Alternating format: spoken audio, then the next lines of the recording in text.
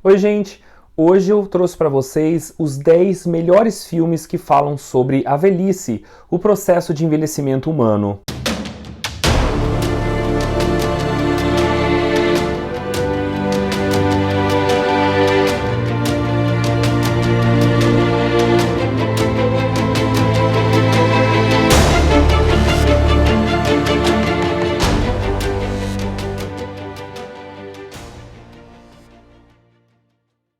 Bem, eu preparei uma lista de filmes que vão emocionar até mesmo aquelas pessoas que estão muito longe da terceira idade, da velhice, né? Jovens que vão começar a refletir a importância de você começar a preparar e as dores, os pecados, os tormentos, os fantasmas dessa idade. Veja a lista, veja se faltou algum filme e se inscreva no canal, ative o sininho, comente o seu filme preferido e concorra a bolsas aí para estudar jornalismo, cinema, artes com a gente aqui na Ethos Comunicação e Arte também. Muito bem, em 10º lugar ficou o filme A Despedida. Esse filme chinês conta a história da família de uma senhora que descobre que ela possui apenas mais algumas semanas de vida e decide não informá-la a respeito do diagnóstico. Em vez disso, seus filhos e netos tentam arranjar um casamento surpresa para unir a todos. A Despedida é um belo filme que a gente entende um pouquinho da cultura oriental, da cultura chinesa, os valores dessa cultura tão diferente de nós, do Ocidente. Em 9º lugar está o filme Nebraska, que ganhou o Oscar. O filme conta a história do filho que decide acompanhar seu velho pai até Nebraska com a finalidade de cobrar um cheque de $1 milhão que ele supostamente ganhou. A relação entre eles nunca foi boa, mas a viagem vai poder trazer benefícios para os dois. Nebraska, além de estar na minha lista dos melhores filmes sobre o processo de envelhecimento, também é um dos grandes filmes que trabalha a direção de fotografia. Outro dia a gente vai ter um episódio aqui no canal falando das melhores fotografias no cinema. Em 8º lugar está Central do Brasil. O filme, do Walter Salles, traz uma das relações mais bonitas entre uma senhora e uma criança.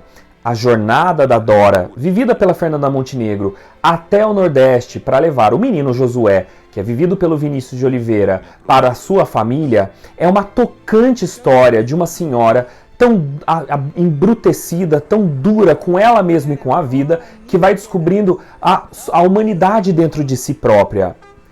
Todo mundo que me conhece sabe que Central do Brasil é um dos meus 3 filmes brasileiros prediletos. Então, uma das razões que o torna tão especial é essa relação, essa química perfeita entre duas gerações diferentes. E o se encontrar de uma senhora num mundo tão difícil, num local tão difícil como o Rio de Janeiro.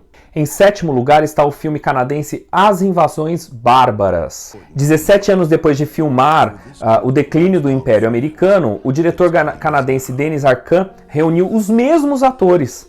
Dessa vez, Remy, que é vivido pelo Remy Girard, está com um câncer incurável e quer acertar as contas com o passado.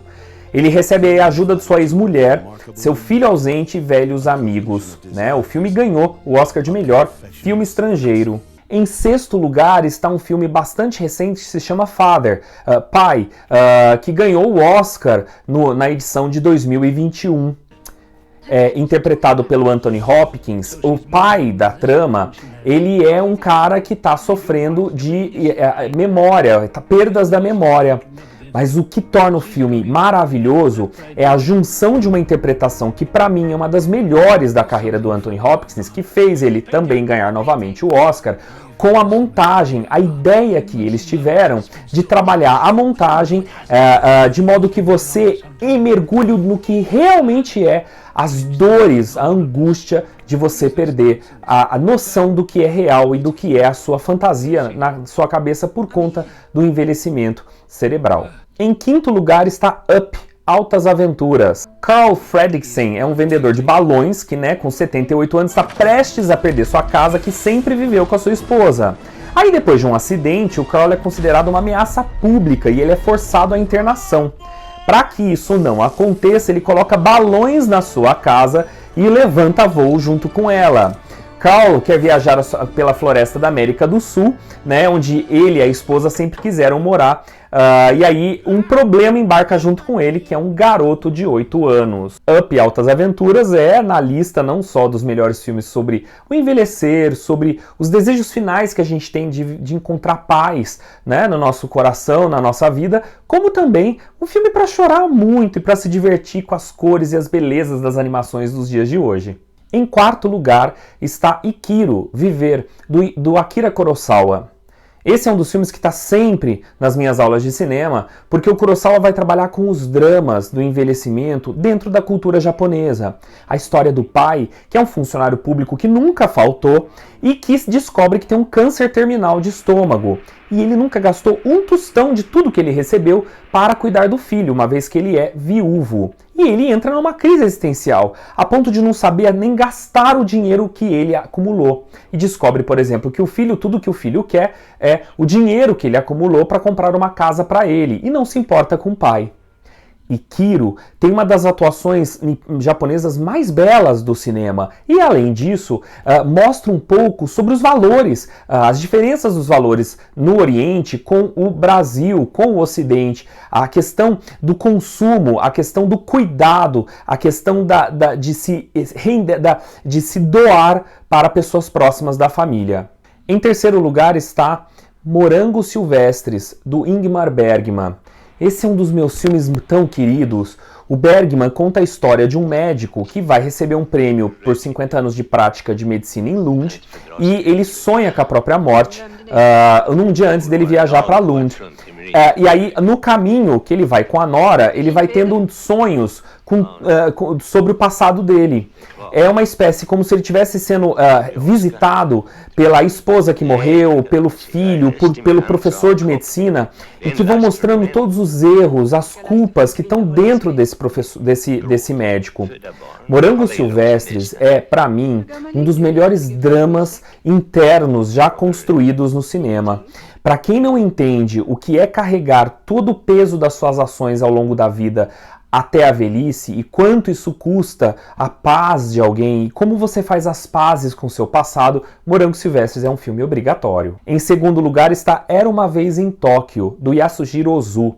O meu diretor oriental favorito, um dos diretores mais premiados dentro do Japão, vai contar a história de um casal que vai visitar o netinho recém-nascido em Tóquio e também visitar a capital que eles nunca conheceram.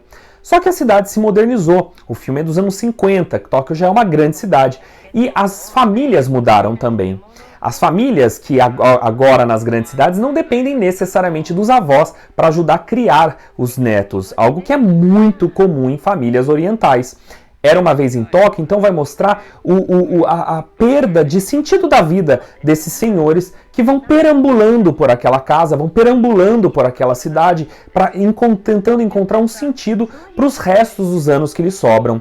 Belíssimo filme, um filme de se contemplar imagens maravilhosas trazidas pelo mestre Yasujiro Ozu. E em primeiro lugar está Amor, do Michael Haneke, com a interpretação magnânima da Emmanuelle Rivat, e vivendo a mãe, e a Isabelle Huppert, que vive a filha. Amor é, sem sombra de dúvidas, o filme mais bonito sobre o envelhecer. E bonito mesmo, porque o Haneke, que é conhecido por trabalhar com a violência nos seus filmes, fez um filme chamado Amor. Como isso é possível? Eu fui muito curioso ver o filme no cinema. O filme também ganhou Cannes, Berlim, Oscar, sei lá, algumas dessas premiações aí. E o filme conta, ele explora de fato isso. O valor, o peso, a culpa, o quanto o amor entre um casal octogenário, um casal que já está nos últimos anos de vida, qual é o peso disso quando uma das pessoas começa a perder rapidamente a memória e não consegue reconhecer nem a si próprio. O final, assim como em todos os filmes do Haneke, é arrebatador. Veja Amor. Gostaram? Faltou algum filme? Comenta aqui e até o próximo episódio.